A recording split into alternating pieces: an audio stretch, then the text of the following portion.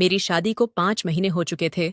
शुरू में मेरे पति ने मुझे बहुत प्यार दिया, पर कुछ समय बाद वो अपनी बिजनेस ट्रिप के लिए विदेश चले गए।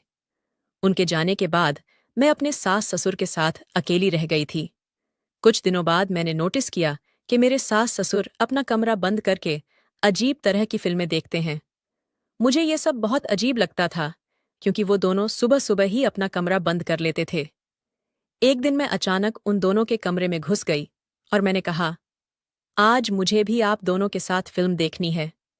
मैं भी घर में अकेली बैठी बोर हो जाती हूँ। वो दोनों मुझे देखकर चौंक गए, क्योंकि फिल्म देखने के साथ साथ ससुर जी अपने हाथों का इस्तेमाल कर रहे थे और सासू माँ उनकी। हेलो दोस्तों, आज की इस रोमांचक कहानी में आप सभी का स्वागत है। मेरा नाम नेहा है और मैं एक बहुत अमीर परिवार से ताल्लुक रखती हूँ। मैं अपने मम्मी पापा की इकलौती औलाद हूँ। कुछ ही महीनों पहले मैंने अपनी पढ़ाई खत्म की है, और जैसे ही मेरी पढ़ाई पूरी हुई, मेरे माता पिता को मेरी शादी की फिक्र होने लगी। मुझे भी इस बात से कोई परेशानी नहीं थी, क्योंकि हर लड़की को एक ना एक दिन अपने माता पिता को छोड़कर ससुराल जाना होता है। यही सब सोचकर मेरे माता पिता मेरे लिए हमारे ही स्टेटस का लड़का ढूंढने लगे। जैसे ही मेरे रिश्तेदारों में पता चला कि मेरे पापा कोई अच्छा सा लड़का ढूंढ रहे हैं, तो मेरे लिए ढेर सारे रिश्ते आने लगे थे।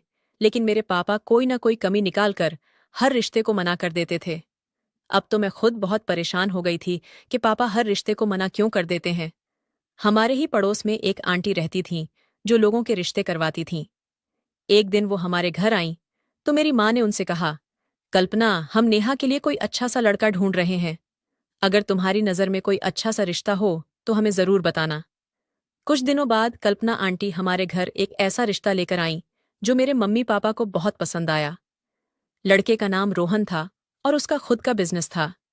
वो भी अपने माता पिता का इकलौता बेटा था, और उसके घर में उसके मम्मी पापा के अलावा और कोई नहीं था।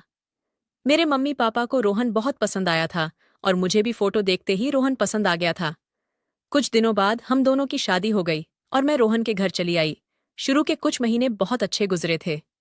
रोहन मुझसे बहुत प्यार करता था और मेरी देखभाल भी करता था। वो हर वक्त प्यार भरे मूड में रहता था, और ये सब देखकर मुझे बहुत अच्छा लगता था, क्योंकि मुझे हमेशा से ऐसा पति चाहिए था जो सिर्फ मेरा होकर रहे। पर कुछ दिनों के बाद रोहन को अपनी बिजनेस ट्रिप के लिए विदेश जाना पड़ गया। वो मुझे ढेर सारा प्यार करके गए थे, लेकिन उनके जाने के बाद मैं बहुत उदास हो गई थी, और इसी उदासी से बचने के लिए मैं घर का काम करने लग गई थी। एक दिन सुबह का समय था, जब हमारे घर का सिक्योरिटी गार्ड अपने हाथ में कुछ पकड़े हुए मेरे पास आया। मैंने उनसे पूछा, क्या हुआ दादा? आप यहाँ क्या करने आए हो? वो बोले, बहू मालिक के लिए एक पार्सल आया है। और ऐसा कहकर उन्होंने मेरे सामने एक बॉक्स रख दिया। मैंने बॉक्स देखा तो उस पर मेरे ससुर जी के नाम की एक स्लिप लगी हुई थी। मैं इस सोच में पड़ गई कि भला इस उम्र में कौन ससुर जी को पार्सल भेज सकता है। मैंने उस बॉक्स को खोलना चाहा, तो मेरी सास ने आकर वो ऐसे झपट लिया जैसे उनकी कोई चोरी पकड़ी जाने वाली थी। मैं यह देखकर हैरान रह गई थी, और उनकी इस हरकत के बाद तो मैं सोच में पड़ गई थी। सासू माँ बिना कुछ कहे अपने कमरे में चली गईं, और उनके पीछे पीछे ससुर जी भी कमरे में चले गए और दरवाजे को अंदर से बंद कर लिया। उसके बाद मैं अपने कामों में लग गई, लेकिन मेरा दिमाग बार बार सास ससुर की तरफ जा रहा था। मैं यही सोच रही थी कि आखिर उस बॉक्स में ऐसा क्या हो सकता है जो सासू माँ ने मुझसे ऐसे खींच लिया। यही सोचते सोचते न जाने कब मेरी आंख लग गई। सुबह हुई तो मैं आंगन में आकर बैठ गई। तभी मेरे ससुर जी अपने कमरे से निकले। मैं बड़ी हैरानगी से उनकी तरफ देख रही थी, क्योंकि उन्होंने अपने ऊपर एक चादर डाल रखा था, और उस चादर के अंदर ना जाने क्या छुपा रहे थे, या फिर मुझे ही ऐसा लग रहा था, क्योंकि उनका एक हाथ चादर के अंदर था। वैसे तो उनकी टांगों में हमेशा दर्द रहता था, और आज बिना किसी नौकर की मदद से बाहर निकले जा रहे थे। मैं आगे बढ़ी और सोचा कि चलो उनसे पूछ लूं कि उन्हें किसी चीज की जरूरत तो नहीं है, मगर वो मेरी बात को अनसुना करके बाहर चले गए। थोड़ी देर बाद ससुर जी वापस आए और कल की ही तरह अपने कमरे में जाकर दरवाजा बंद कर लिया। मैं दरवाजे के पास कान लगाकर खड़ी हो गई, क्योंकि मैं सुनना चाहती थी कि अंदर क्या बातें हो रही हैं, मगर मुझे अंदर से सिर्फ शोर ही सुनाई दे रहा था। मैं हैरान थी कि अंदर तो सिर्फ 2 लोग ही हैं, फिर इतना शोर क्यों आ रहा है? जब मुझे कुछ समझ में नहीं आया, तो मैं अपने कमरे में चली आई। दिन ऐसे ही गुजरते जा रहे थे। मेरे ससुर रोज सुबह कहीं से आते थे और अपने साथ कुछ ऐसा लेकर आते थे जो वो मुझे नहीं दिखाना चाहते थे। एक सुबह की बात है, जब ससुर जी घर वापस आए, तो मुझे ऐसा शक हुआ कि उनके हाथ में किसी फिल्म की सीडी है। वो सीडी देखकर मैं हैरान थी कि क्या मेरे सास ससुर फिल्म देखते हैं और किस तरह की फिल्म देखते हैं जो उन्हें अपने कमरे का दरवाजा बंद करना पड़ता है। एक दिन मैंने फैसला किया कि आज मैं पता करके रहूंगी कि मेरे सास और ससुर ऐसा क्या देखते हैं जो उन्हें अपने कमरे का दरवाजा बंद करना पड़ता है। एक सुबह की बात है, ससुर जी बाहर से आ रहे थे और आज भी उनके हाथों में किसी फिल्म की सीडी थी। वो सीडी लेकर सीधा अपने कमरे में गए और जैसे ही उन्होंने कमरे का दरवाजा बंद करना चाहा, मैं तुरंत उनके कमरे में घुस गई। मैंने उनसे पूछा, आप दोनों सुबह सुबह दरवाजा बंद करके क्या कर रहे हो? मुझे अचानक से अपने सामने खड़ा देखकर उन दोनों के चेहरे का रंग उड़ गया। तभी मेरे ससुर ने जवाब दिया कि वो दोनों फिल्में देखते हैं। मैंने कहा, अगर आप दोनों फिल्में देखते हो तो दरवाजा बंद करने की क्या जरूरत है? फिल्में तो सबके सामने भी देखी जा सकती हैं। उन दोनों ने मेरी किसी भी बात का कोई जवाब नहीं दिया, तो मैं भी वहां से बाहर आ गई। मेरे बाहर आते ही उन दोनों ने फिर से दरवाजा बंद कर लिया। मैं फिर से दरवाजे के पास कान लगाकर सुनने लगी कि वो दोनों सच में फिल्म देखते हैं या फिर मुझसे झूठ बोल रहे हैं, मगर मुझे अंदर से सिर्फ शोर सुनाई दे रहा था, जिस पर मुझे थोड़ा सा यकीन हो गया था कि क्या पता सच में फिल्म ही देख रहे हो। मगर अब ऐसा रोज ही होने लगा था। वो दोनों अंदर फिल्में देखते रहते थे और मैं बाहर अकेली बैठी रहती थी। शादी से पहले मैंने सुना था कि घर के बड़े बुजुर्ग घर की रौनक बढ़ाते हैं, पर यहां तो उल्टा ही था। मेरे सास ससुर तो सारा दिन कमरे में ही घुसे रहते हैं और मैं अकेली इतने बड़े घर में इधर उधर भटकती रहती हूँ। एक दिन मेरे दिमाग में एक आइडिया आया, क्योंकि मेरी बेचैनी को खत्म करने के लिए मेरे पास एक ही तरीका था और मैंने उसे अपनाने का सोचा। अगले दिन मैं सुबह जल्दी उठकर आंगन में बैठ गई। पर ये क्या, आज तो ससुर जी कहीं बाहर ही नहीं गए थे और ना ही कोई पार्सल हमारे घर आया था, और ऐसे ही 5 से 6 दिन और बीत गए। अब ना ही मेरे ससुर घर से बाहर जाते थे और ना ही कोई पार्सल आता था। एक दिन मैंने बातों ही बातों में उनसे पूछा, तो वो मुझसे कहने लगे कि तुम्हें तो पता ही है बेटा कि मेरी टांगों में कितना दर्द होता है, इसलिए मैं हर रोज घर से बाहर नहीं जा सकता। मैं उनकी बातों पर भरोसा नहीं कर पा रही थी, क्योंकि कुछ दिन पहले तक तो वो रोज ही सीढ़ी लेने जाते थे। यही बात जब मैंने उनसे कही तो उन्होंने चिल्लाना शुरू कर दिया। वो बोले, बहू, कोई मेरे काम में दखलंदाजी करे, ये मुझे बिल्कुल भी पसंद नहीं है। तुम अपनी हद में रहो, वरना तुम्हारे लिए अच्छा नहीं होगा। उन्होंने इस तरह से कभी मुझसे बात नहीं की थी, इसलिए मैं रोती हुई वहां से अपने कमरे में आ गई। अब मुझे उनसे थोड़ा थोड़ा डर भी लगने लग गया था, पर अब मेरा शक यकीन में बदलता जा रहा था कि जरूर कोई ना कोई ऐसी बात है जो ये दोनों मुझसे छुपा रहे हैं। अगले दिन वो फिर सीढ़ी लेकर आए और अपने कमरे में चले गए। तभी मैं उनके पीछे गई और अपनी सासू माँ से कहा, आज मुझे भी आप दोनों के साथ फिल्म देखनी है। रोहन बहुत दिनों से अपनी बिजनेस ट्रिप पर गए हुए हैं और मैं घर में अकेली बोर हो जाती हूँ। क्या मैं भी आप दोनों के साथ यहीं बैठ जाऊं? उन दोनों ने मुझे ये कहकर कमरे से बाहर निकाल दिया कि ये हमारे जमाने की फिल्म है और तुम इसे नहीं देख सकती। इतना कहकर उन दोनों ने फिर से अपने कमरे का दरवाजा बंद कर लिया। अब मैं बाहर खड़ी इसी सोच में डूबी हुई थी कि यह क्या बात हुई भला।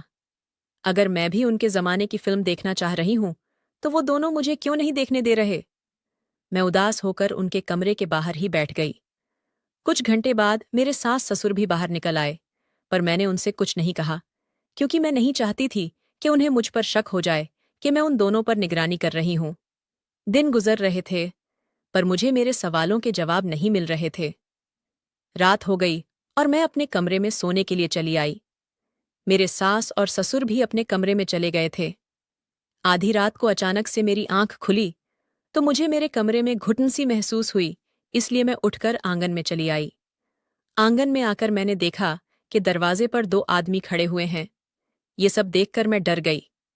पहले मैंने सोचा कि उनसे जाकर पूछती हूँ, पर फिर मेरी हिम्मत नहीं हुई। उन दोनों ने चादर ओढ़ रखी थी, इसलिए मुझे उनके चेहरे नहीं दिखाई दे रहे थे। अचानक मेरी आंखों के सामने अंधेरा छा गया और मैं बेहोश होकर जमीन पर गिर पड़ी। सुबह जब मेरी आंख खुली तो मैं अपने बिस्तर पर ही थी। मुझे सर में बहुत तेज दर्द हो रहा था और मैं बस यही सोच रही थी कि मैं अपने कमरे में कैसे आई। अचानक मुझे रात की बात याद आई और मैं बाहर की तरफ भागी, जहां मेरे सास और ससुर बैठे हुए थे। मैंने उनको कल रात की सारी बात बताई, पर मेरी सास ने कहा कि बहू, तुम्हें कोई भ्रम हुआ होगा। मैंने उन्हें समझाने की बहुत कोशिश की कि वो मेरा भ्रम नहीं था, लेकिन वो दोनों मेरी कोई बात सुनने के लिए तैयार नहीं थे। थोड़ी देर बाद उन्होंने सिक्योरिटी गार्ड को बुलाया और उससे पूछा कि क्या कल रात को कोई 2 आदमी आए थे। गार्ड ने जवाब दिया कि वो सारी रात ड्यूटी कर रहा था। अगर कोई अनजान व्यक्ति घर में दाखिल होने की कोशिश भी करता तो उसे पता चल जाता। हमारे घर में 2 सिक्योरिटी गार्ड थे और दोनों एक ही बात कर रहे थे। मेरी सास ने कहा, तुम कुछ दिनों से सही से खाना नहीं खा रही हो, शायद इसलिए कमजोरी की वजह से गिर गई होगी। उनकी बात सुनकर मैं खामोश हो गई, पर मैं सारा दिन इसी सोच में पड़ी रही कि सच में वहां पर कोई था और उसी में से किसी एक व्यक्ति ने मुझे बेहोश किया था। क्या सच था और क्या झूठ था, मेरी समझ में कुछ भी नहीं आ रहा था। मैं बहुत घबराई हुई थी। रात के 8 बज रहे थे और जब मैंने ससुर जी को घर से बाहर जाते देखा तो मैं हैरान रह गई। मैं बगैर कुछ सोचे समझे उनका पीछा करने लगी कि शायद मुझे कुछ पता चल सके। उनके पास गाड़ी थी, लेकिन वो पैदल ही जा रहे थे और मैं भी चोरी छुपे उनके पीछे जा रही थी। थोड़ी देर चलने के बाद वो आगे जाकर एक दुकान रुक गए। शायद वो सीढ़ी की दुकान थी। करीब 10 मिनट बाद ससुर जी उस दुकान से बाहर निकले। जब वो बाहर निकले तो उनके हाथ में एक सीढ़ी थी। उनके जाते ही मैं उस दुकान में घुस गई। दुकानदार से ससुर जी के बारे में कुछ पूछना चाहती थी, पर कुछ सोचकर वहीं रुक गई और कुछ सीढ़ी खरीदकर वापस घर आ गई। मैंने दुकानदार से कोई सवाल जवाब नहीं किया, क्योंकि क्या पता वो ससुर जी को सब बता देता, जिसकी वजह से मैं मुश्किल में आ जाती और मैं कोई खतरा मोल नहीं लेना चाहती थी। घर आकर मैंने फिर से ससुर जी का कमरा बंद पाया।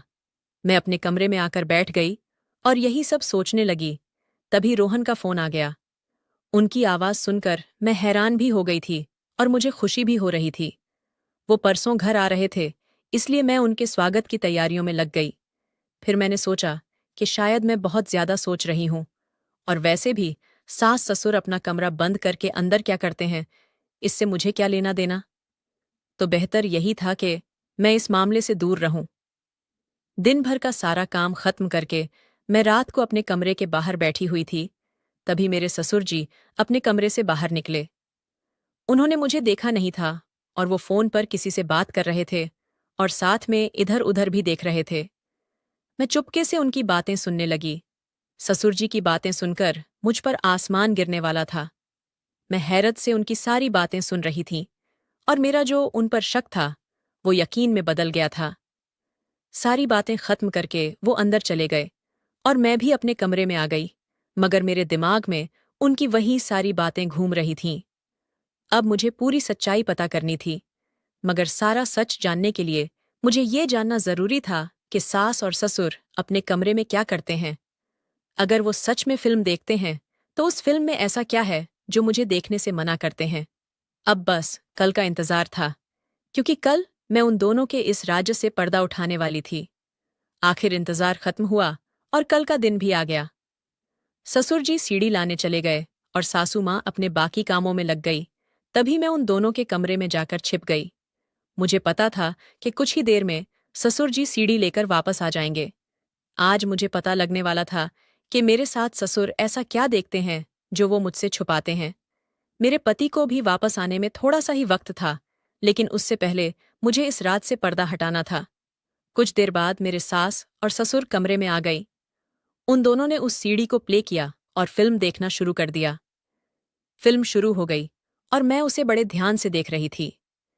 जैसे जैसे फिल्म आगे बढ़ रही थी, मैं शर्म के मारे पानी पानी हो रही थी। मैंने उस फिल्म में जो भी देखा था, उसके बाद मैं वहीं जम गई थी, क्योंकि मुझे समझ नहीं आ रहा था कि मुझे अब क्या करना चाहिए। आधे घंटे बाद वो फिल्म खत्म हो गई और मैं गुमसुम होकर वहीं बैठी रही। मुझे अंदाजा भी नहीं था कि अगर मेरे सास ससुर को मेरे वहां होने का पता लग गया तो मेरे साथ क्या करेंगे। मैं अब अपने आगे के प्लान का इंतजार करने लगी। करीब 10 मिनट बाद दरवाजे पर दस्तक हुई। मेरी सास ने जैसे ही दरवाजा खोला तो वो दंग रह गईं, क्योंकि बाहर पुलिस वाले खड़े हुए थे और मैं भी उसी वक्त उनके कमरे से निकलकर बाहर की ओर भागने लगी। मुझे उनके कमरे से बाहर आता देख सास ससुर दोनों चौंक गए थे। मैंने उनसे कहा कि क्या आप दोनों खुद अपनी कहानी बताएंगे या मैं बताऊं? तब तक रोहन भी आ चुके थे। पुलिस ने जब सख्ती से पूछना शुरू किया तो मेरे ससुर जी ने बताया कि हम लोग एक गैंग के लीडर हैं और हमारे साथ बहुत सारे आदमी काम करते हैं। हम लड़कियों को अगवा करते हैं और उन्हें विदेश भेजते हैं, और जो अगवा की हुई लड़कियां विदेश नहीं जाती हैं उन्हें हम अपने ही देश में गलत कामों में लगा देते हैं। इन कामों में बहुत अच्छे पैसे मिलते हैं और ये काम हम बहुत सालों से कर रहे हैं, और अब तो इस धंधे में हमारे कदम अच्छी तरह जम चुके थे, इसीलिए हमें आज तक कोई पकड़ नहीं पाया है। पर पता नहीं इस लड़की को हम पर कैसे शक हो गया। मैं तो इस लड़की को पहले दिन ही मार देना चाहता था, पर पता नहीं क्यों मेरी पत्नी को इस पर तरस आ गया। मैं इसको रास्ते से हटाने वाला ही था कि तब तक इसने हमारे बारे में सब पता कर लिया। मेरे पति को भी इस बारे में कुछ नहीं पता था। उन्हें नहीं पता था कि उनके माँ बाप इतने सालों से किस तरह की जिंदगी गुजार रहे थे। मेरे पति को ये सब देखकर काफी शर्मिंदगी महसूस हुई। मेरे सास और ससुर को पुलिस पकड़कर ले गई और उनके जरिए बाकी सब लोगों को भी गिरफ्तार कर लिया गया। मैंने और रोहन ने भी वो घर छोड़ दिया। सास और ससुर की सारी काली कमाई का पैसा हम दोनों ने गरीब बच्चों में बांट दिया।